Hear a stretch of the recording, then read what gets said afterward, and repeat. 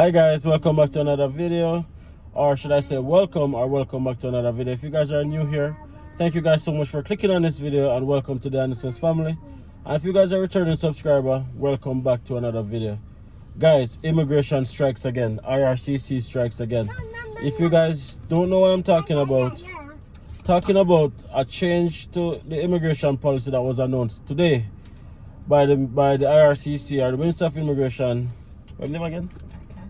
I don't remember my name.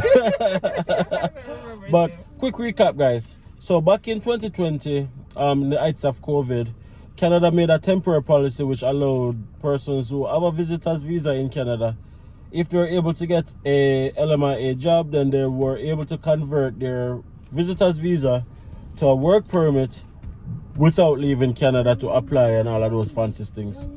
Now that thing was scheduled to be expiring I think February of 2022, but they extended it for another 2 years, which would have went up to like February of 2025. Exactly so.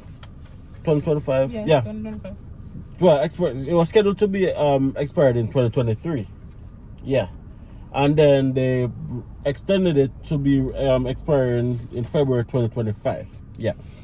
Now, the news, guys, is that as of today, and if you guys are watching this video, the date is August 28, 2024, which is Nat's birthday, by the way. So, drop some happy birthday in the chat.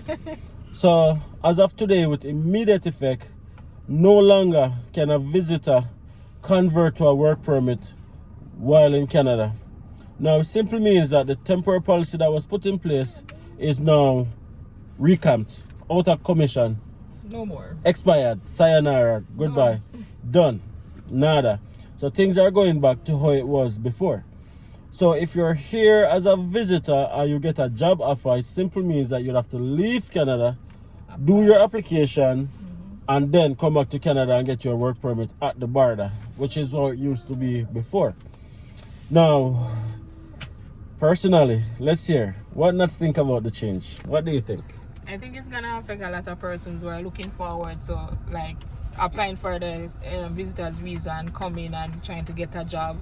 I think you still can do that. In my sense, you still can come and look for that job, right? But just keep in mind that you have to leave. You can't stay here and process that application. You have to leave, apply for it out of country, wait till it's approved, then get your approval or the work permit at the border, and then you can begin. So it's going to affect a lot of persons who are looking forward on doing this path, although it's not a pathway. Persons who are looking forward to doing it, yeah, it's kind of gonna. But in truth and in fact, I don't think it's a total disappointment. I think it's just a derailment. Yes. I think it's just a derailment. As Nat said, all you have to do is leave Canada, apply, and then come back, instead of just being here full time. Yeah. Now, this is how it was before COVID. So it's not a new thing. This is how it was. And a lot of persons who are probably here already on a visitor's visa was hoping to get that conversion while being here. And those are the persons that I think is going to be most impacted by the news today. Immigration is always changing, bro. And this is just one of the reasons I always say what? Don't put off what you can do today for tomorrow. Because immigration is a revolving door. It's constantly changing. Right? There's so much changes going on in immigration right now. We heard the Prime Minister, Justin Trudeau, mention the other day that there is going to be a significant reduction in low-skilled temporary foreign workers, which is predominantly the LMIA stream, because a lot of companies, especially the fast food restaurants, yes, LMIA dependent. Yeah. So those numbers are going to be cut drastically.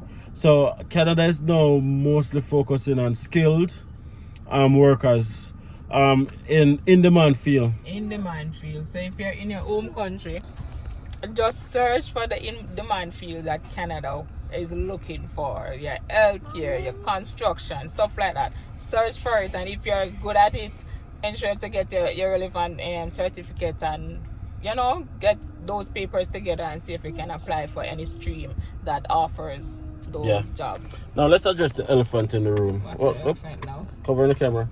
Let's address the elephant in the room. What do you think is the main reason for all of these changes in your own words? Of course, this is just opinionated.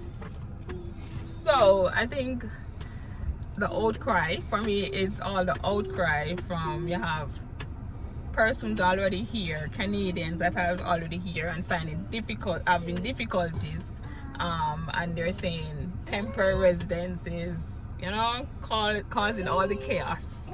Basically, I think all of that is contributing to all of the cutbacks from immigration. I tend to agree.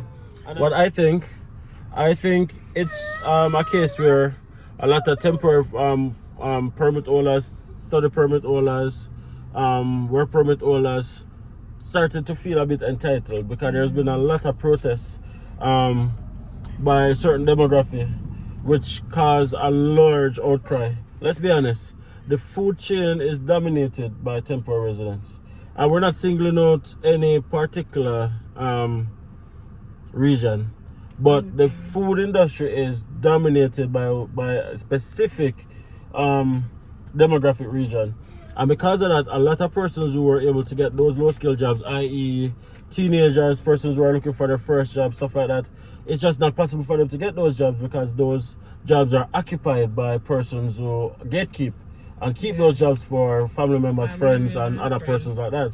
So all of these things contribute to the massive cutback. Even the LMIA, people paying for LMIA, so I think they're considering all of that and trying to cut back as they go. So I think they're even reducing LMIA, how long you can stay. So they're trying to tighten up spots. They're tightening the system. And all of you persons who basically corrupt the system by charging for LMIA and all of these things and make it so difficult. This is the end result.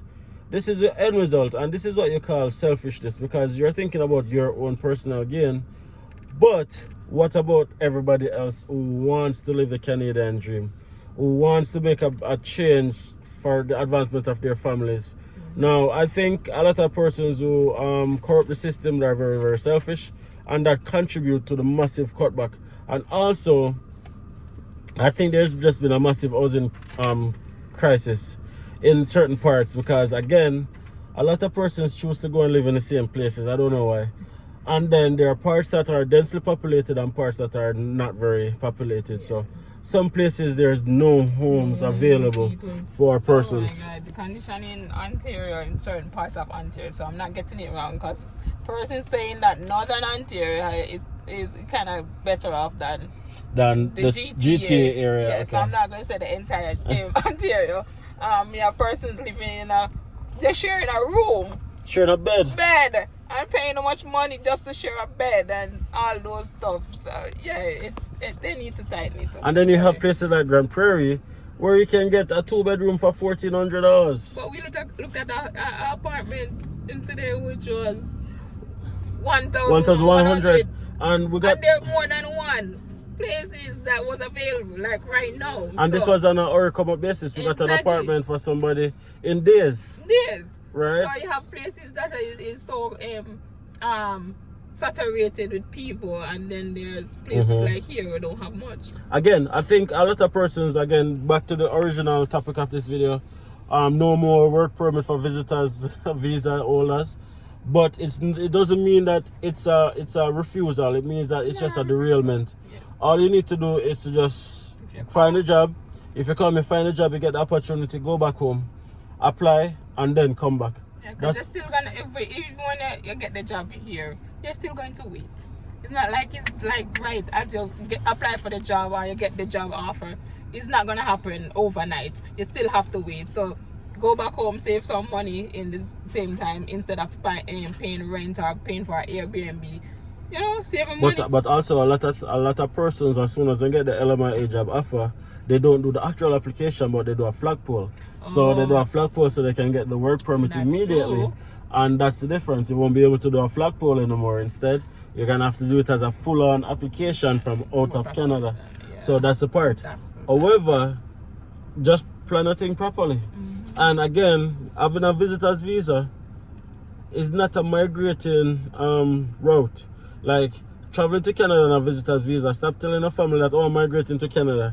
And I'm telling our friends I'm migrating No, you are looking to see if you can get an opportunity to migrate. And quite frankly, the least amount of persons you tell about your plans is better for you anyway. So just keep it on the wraps and know that you're going there with the intention to find a job. And then when you get that job offer, then you can always leave, sort out your documentation, and then when you know that when you come back, you're coming directly into a job, and then everything will be copacetic, right? That's what I would like to say. So again, I'm just encouraging persons to no give up.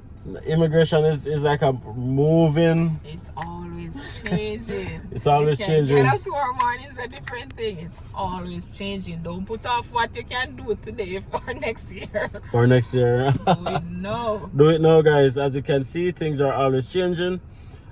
But if you have the Canadian dream, don't give up. Because before the temporary policy came in place, a lot of persons were migrating on an LMIA work permit anyway. Yeah. So it's just to go back to what that was before, right? Proper planning, proper preparation, prevent poor performance. So do your research, do your planning, do your prep. And best advice I could give you guys is to stop looking to the populated areas. Oh, I want to live in Toronto. Oh, don't we all? I don't want to go to the country. I don't want to live in the country. I don't want to. I don't. Small rural area. Okay, fine. Guys, then cut that out. Short-term pain for long-term gain, right? But it is what it is. We just wanted to give you guys a quick update of what's going on. Again, guys, if you are in Canada, if you're in Alberta, Manitoba, Saskatchewan, or in Ontario, Northern Ontario specifically, and you're looking to own your own home, rent to home is an option. Check out my previous video. We'll be doing a lot more videos talking about this, but there's no excuse for you not to own your own home right now. Check out the Anderson's Family plus Requity Homes and get yourself into a home today. Until next time, guys. See. Oh no! Before we go, the link is in the bio. The link is in the bio. Yeah. But before we go, guys, subscribe if you haven't subscribed already to our channel. Smash a like on this video and leave a comment. Let us know what you think about this change and how does it affect you, if any at all. Anyways, guys, see you guys in the next video. Peace.